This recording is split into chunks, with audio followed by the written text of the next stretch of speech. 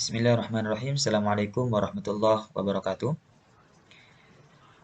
Rekan-rekan mahasiswa, perkenalkan nama saya Ahmad, NIM 11622012. Pada kesempatan kali ini, saya sedikit ingin memaparkan atau mempresentasikan tentang pengertian daripada perjanjian. Dalam pasal 1313 KUH Perdata, menyebutkan bahwa perjanjian itu adalah suatu perbuatan yang mana satu orang atau lebih mengikatkan dirinya terhadap satu orang atau lebih pula. Jadi dapat kita simpulkan bahwa perjanjian ini adalah kerjasama ataupun kontrak yang dilakukan oleh kedua belah pihak atau lebih, baik itu dalam hal kerjasama maupun hal konteks di luar kerjasama. Seperti halnya kontrak perkuliahan, itu juga sama termasuk dalam hal perjanjian antara dosen dengan mahasiswanya. Kemudian di sini saya mengutip dari salah satu pendapat yakni Subekti yang mengatakan bahwa suatu perjanjian itu merupakan suatu peristiwa di mana seseorang berjanji kepada orang lain atau di mana orang lain berjanji kepada salah satu pihak untuk melaksanakan suatu hal. Kemudian ada juga dari pendapat dari R. Setiawan yang menyebutkan bahwa perjanjian itu ialah suatu perbuatan hukum di mana satu orang atau lebih mengikatkan dirinya untuk saling mengikat terhadap satu orang atau lebih. Nah, jadi dari beberapa pendapat tersebut yang pastinya dapat kita pahami secara garis besar bahwa perjanjian itu adalah ikatan untuk saling memiliki kekuatan hukum yang sama. Jadi tidak ada perbedaan. Mungkin hanya itu saja yang dapat saya sampaikan. Kurang lebihnya saya mohon maaf. Nanti mungkin bisa ditambahkan oleh rekan-rekan pemateri selanjutnya. Terima kasih. Wabillahi taufiq wal hidayah. Wassalamualaikum warahmatullahi wabarakatuh. Baiklah, saya di sini sebagai pemateri ketiga. Izin perkenalkan, nama saya Aswari, akan menjelaskan tentang akibat hukum dari perjanjian dengan peraturan hukum perjanjian. Nah, perlu kita ketahui di sini di eh, syarat sahnya perjanjian sebenarnya sudah diatur dalam pasal 1320 di KUHP Perdata, adalah tergantung syarat mana yang tidak dipenuhi. Apabila perjanjian dibuat tidak memenuhi syarat subjektif, yaitu tidak ada kesepakatan dan dibuat oleh mereka yang tidak cakap atau tidak mempunyai kewenangan, maka akibatnya perjanjian itu tidak sah. Dalam artian, perjanjian itu dapat dibatalkan. Nah, selanjutnya, perjanjian yang tidak memenuhi syarat subjektif dapat dibatalkan dengan melalui pengadilan HAM, baik pembatalan secara aktif maupun secara pasif. Sedangkan apabila perjanjian yang dibuat tidak memenuhi syarat objektif ini tidak ada objek tertentu dan objek yang tidak diperbolehkan, maka akibatnya perjanjian itu tidak sah dalam artian perjanjian itu batal demi hukum. Nah, artinya perjanjian yang tidak memenuhi syarat objektif sejak semula dianggap tidak pernah ada titik jika tidak perlu dilakukan pembatalan. Nah, dapat disimpulkan bahwa telah jelas akibat hukum dari tidak sahnya atau tidak terpenuhi syarat sahnya perjanjian. Nah, berikut ini dibahas bagaimana sih akibat hukum jika perjanjian dibuat secara sah. Hal ini juga diatur dalam pasal 1338 KUH Perdata. Nah, sedangkan peraturan hukum mengenai perjanjian.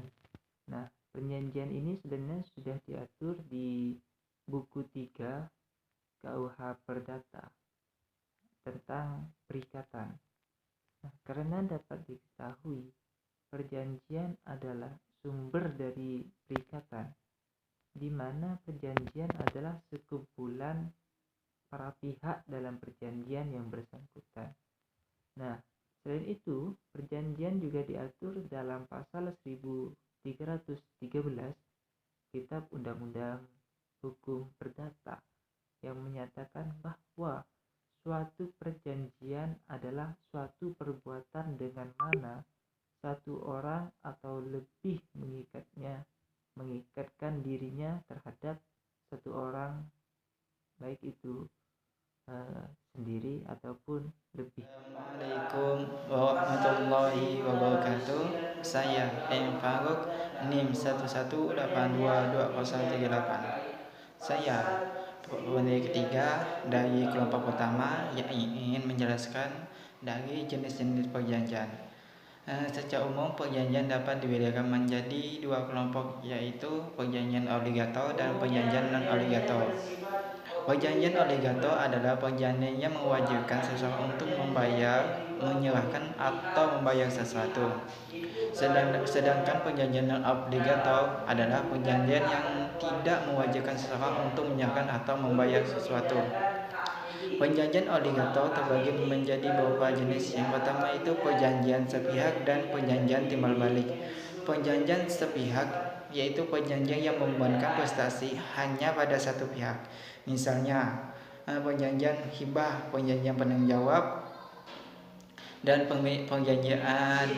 sedangkan perjanjian timbal balik adalah perjanjian yang membebankan prestasi pada kedua belah pihak. Misalnya jual beli. Yang kedua yaitu perjanjian cuma-cuma dan perjanjian atas beban. Perjanjian cuma-cuma adalah perjanjian di mana pihak yang satu memberikan sesuatu keuntungan bagi pihak tanpa menerima suatu manfaat bagi dirinya.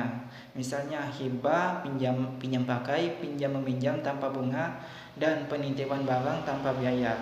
Sedangkan perjanjian atas beban adalah perjanjian mewajibkan pihak yang satu untuk melakukan prestasi berkaitan langsung dengan prestasi yang harus dilakukan oleh pihak lain. Contohnya perjanjian atas beban adalah jual beli, sewa menyewa, dan pinjam meminjam dengan bunga. Masuk yang ketiga yaitu perjanjian konsensual, perjanjian will, dan perjanjian formil. Yang dimana perjanjian konsensual adalah perjanjian yang mengikat sejak adanya kesepakatan dari kedua belah pihak. Contohnya perjanjian jual beli dan perjanjian sewa menyewa. Sedangkan perjanjian will adalah perjanjian yang tidak hanya mensyaratkan kesepakatan, namun juga masyarakat menyerahkan objek perjanjian atau bendanya. Misalnya perjanjian penitip barang dan perjanjian pinjam pakai. Perjanjian formil adalah perjanjian selain dibutuhkan kata sepakat juga dibutuhkan formalitas tertentu oleh undang-undang. Contohnya pembebanan jaminan fidusia. Yang keempat yaitu perjanjian bernama, perjanjian tak bernama, dan perjanjian campuran. Perjanjian bernama adalah perjanjian secara khusus yang diatur di dalam undang-undang. Misalnya perjanjian leasing, franchising, dan factoring. Sedangkan perjanjian campuran adalah perjanjian yang merupakan kombinasi dari dua atau lebih perjanjian.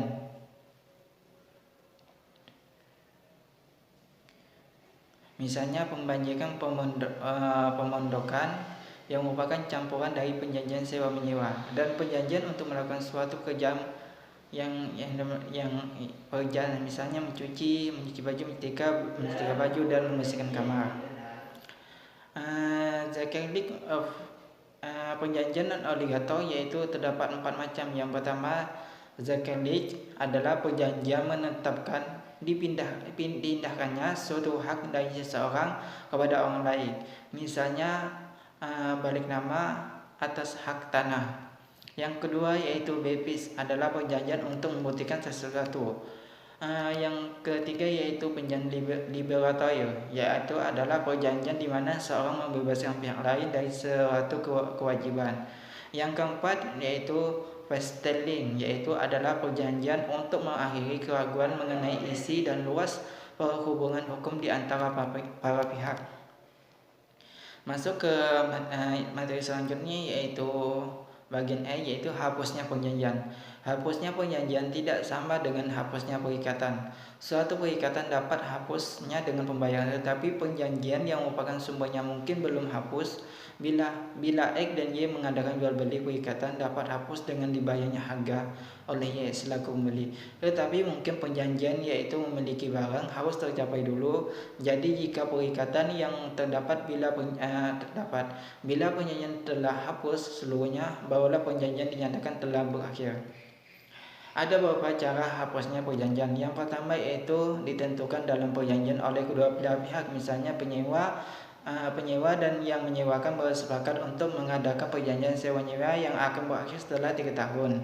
Yang kedua yaitu ditentukan oleh undang-undang, misalnya perjanjian untuk tidak melakukan pemecahan harta warisan ditentukan paling lama 5 tahun. Dan yang ketiga yaitu ditentukan oleh para pihak dan undang-undang, misalnya dalam perjanjian kerja ditentukan bahwa jika buruh meninggal dunia, perjanjian menjadi hapus.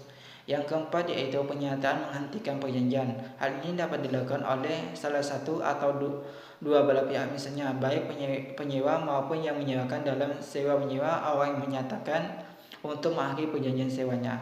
Yang kelima yaitu ditentukan oleh putusan hakim. Dalam hal ini hakimlah yang menentukan berakhirnya perjanjian antara para pihak.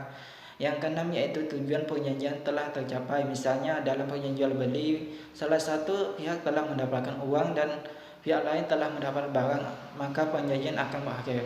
Yang ketujuh yaitu dengan persetujuan para pihak. Dalam hal ini para pihak masing-masing setuju saling menghentikan perjanjian, misalnya perjanjian pinjam pakai berakhir karena pihak yang meminjam telah mengembalikan barangnya.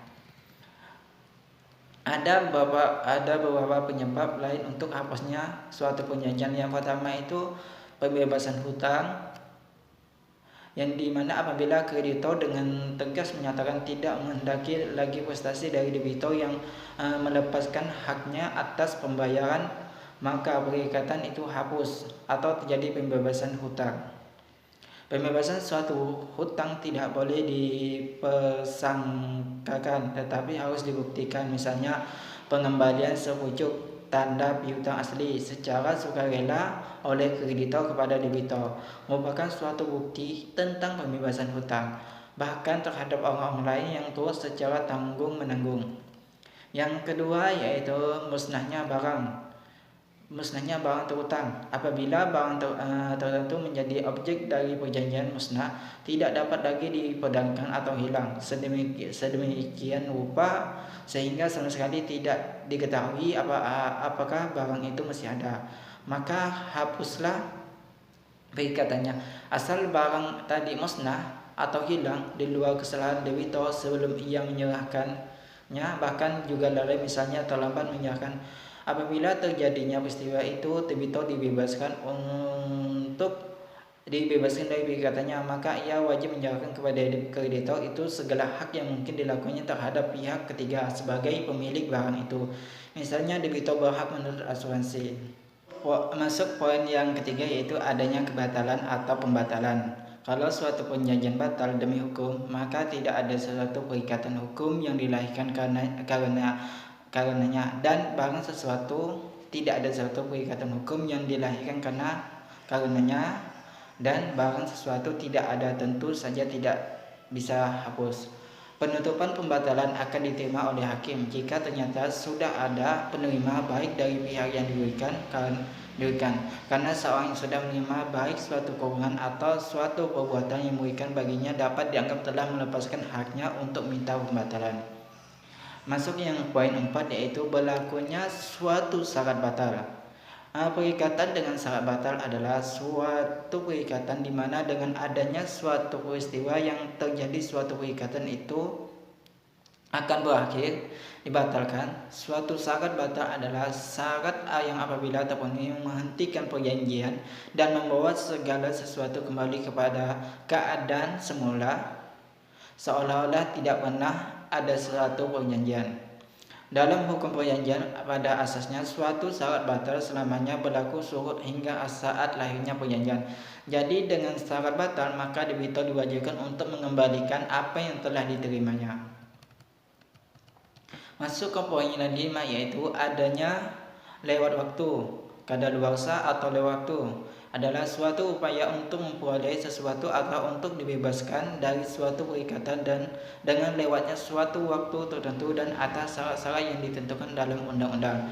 Kadaluarsa untuk memperoleh hak milik atas sesuatu disebutkan daluarsa eksekutif, sedangkan daluarsa lewat waktu untuk dibebaskan dari suatu tuntutan disebut kadaluarsa ekstensif.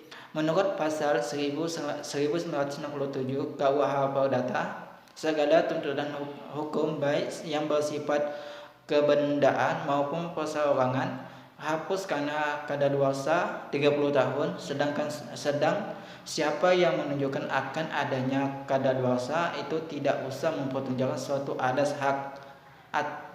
hak lagi pula tidak dapatlah dimajukan terhadapnya suatu tangkisan yang didasarkan kepada itikat yang buruk. Sekian dan terima kasih. Wassalamualaikum warahmatullahi wabarakatuh. Baiklah, di sini saya coba menyimpulkan mengenai materi kami. Jadi pengertian dari hukum perjanjian adalah suatu perbuatan yang terjadi antara satu orang atau lebih, yang mana mengikatkan dirinya terhadap orang lain, atau lebih jelasnya di pasal 1313 KUHP. Nah, definisi perjanjian yang terdapat dalam ketentuan tersebut sebenarnya tidak lengkap dan terlalu luas. Nah, karena hanya merumuskan mengenai perjanjian sepihak saja. Nah, sedangkan menurut R. Subekti, perjanjian itu adalah peristiwa di mana seorang berjanji kepada orang lain atau di mana orang lain saling berjanji untuk melaksanakan sesuatu hal. Itu mengenai perjanjian. Sedangkan syarat dan pengaturan hukum perjanjian menurut pasal 1320 KUHP Perdata, untuk sahnya perjanjian diperlukan 4 unsur. Yang pertama, adanya kesepakatan para pihak yang membuat perjanjian. Selanjutnya, adanya kecakapan atau kewenangan untuk bertindak. Pun juga adanya sebab tertentu. Nah, yang terakhir, adanya sebab yang halal atau diperbolehkan. Sedangkan akibat hukum tidak terpenuhi syarat sahnya perjanjian sudah dijelaskan atau sudah diatur di pasal 1320. Nah, untuk jenis-jenis perjanjian, secara umum perjanjian ini dapat dibedakan menjadi 2 bagian, yaitu perjanjian obligator dan perjanjian non-obligator. Nah, perjanjian obligator ini perjanjian sepihak, dan perjanjian timbal balik, juga perjanjian cuma-cuma, dan perjanjian atas beban. Sedangkan perjanjian konsensual, perjanjian real, dan perjanjian formil. Perjanjian konsensual, perjanjian bernama, juga perjanjian tak bernama, dan perjanjian campuran, sedangkan itu termasuk ke jenis perjanjian obligator. Sedangkan perjanjian non-obligator ada 4, yang mana 4 ini diantaranya adalah